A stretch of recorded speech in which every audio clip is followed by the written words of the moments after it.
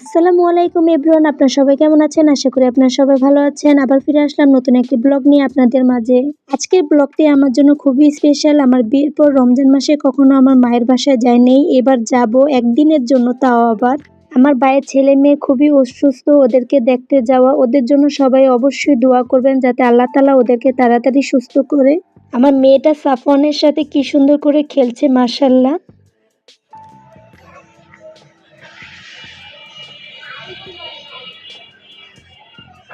আমার সেজা মামুনি সাফওয়ানকে প্রচুর আদর করছে, আর সাফওয়ান তো খুবই বিরক্ত হচ্ছে। আমার সেজা মামুনি এত বাবুর পাগল, সেটা এবার যে আমি বুঝলাম। সাফওয়ানকে পেয়ে কি যে পাগলামি করতেছে মাশাল্লাহ দিলে। আমার সাফওয়ান বাবাটাও মাশাল্লাহ দিলে সেজার সব পাগলামিগুলো ধৈর্য সহকারে সহ্য করতেছে মাশাল্লাহ। আল্লাহ তাআলার রহমতে আমার বিয়ে হয়েছে 5.5 বছর হয়েছে, অথচ রমজান মাসে কখনো আমার মার বাসায় আসিনি। এবার আসলাম।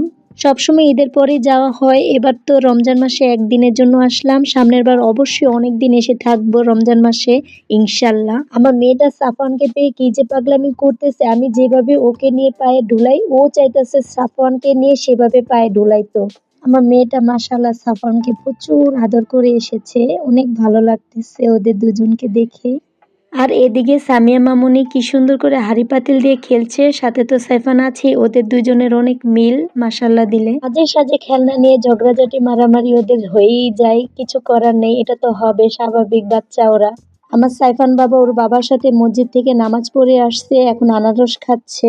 আমার সামিয়া মামুনিটা মাশাল্লাহ কি সুন্দর লাগতেছে। সবাই ওর জন্য দোয়া করবেন, আল্লাহ তাআলা যাতে ওকে সুস্থতা দান করে। আপনারা অবশ্যই ওর জন্য অনেক অনেক দোয়া করবেন যাতে এই বড় বিপদের হাত থেকে রক্ষা করে।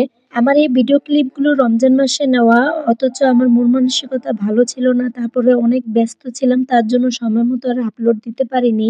ওরা দুই ভাই বোন একসাথে কি সুন্দর করে খেলছে হাঁড়ি পাতিল দিয়ে, অনেক সুন্দর লাগতেছে মাশাল্লাহ। আম্মু এখন রান্না বাড়া করবে, আমরাও আসছি, আবার আমার ভাবির খালারাও আসছে, সবাই একত্রিত হয়েছি, তার জন্য রান্না বাড়া চলছে। আমি আম্মুকে সাহায্য করছি এখন। আম্মু মুরগি নিয়ে আসলো, এখন আমি এটাকে কাটবো, মুরগির পশমগুলো বেছে দিব। এই মুরগিটা হচ্ছে লাল মুরগি, লাল মুরগি তো আমার খুবই ভালো লাগে। এখন আবার ইফতারের আয়োজন শুরু হয়ে গেছে, ভাবি আম্মু আমি মিলে সবাই তৈরি করছি। আমি ভাজা পোড়াটা রেডি করছি, কি সুন্দর লাগতেছে। বেগুনিগুলা আম্মু এগুলো রেডি করে দিয়েছে, আমি ভাজতেছি, অনেক সুন্দর হয়েছে মাশাল্লাহ। আমার নিজের বাসায় বেগুনি এত সুন্দর হয় না, অথচ আম্মুর এখানে অনেক সুন্দর করে ভেজেছি মাশাল্লাহ, অনেক সুন্দর লাগতেছে। অনেকগুলা ইফতার ভেজে নিচ্ছি, কারখানাতেও ইফতার দিবে, সব মিলিয়ে 20 জনের আয়োজন চলছে। আর এদিক দিয়ে খালা তরমুজ কাটছে, খালারাই তরমুজ নিয়ে এসেছে। এটা হচ্ছে বাবির খালা, তরমুজটা মাশাল্লাহ অনেক লাল হয়েছে। তাই আছে না, ওই কিরে মধু মধু, সেই রকম হয়েছে।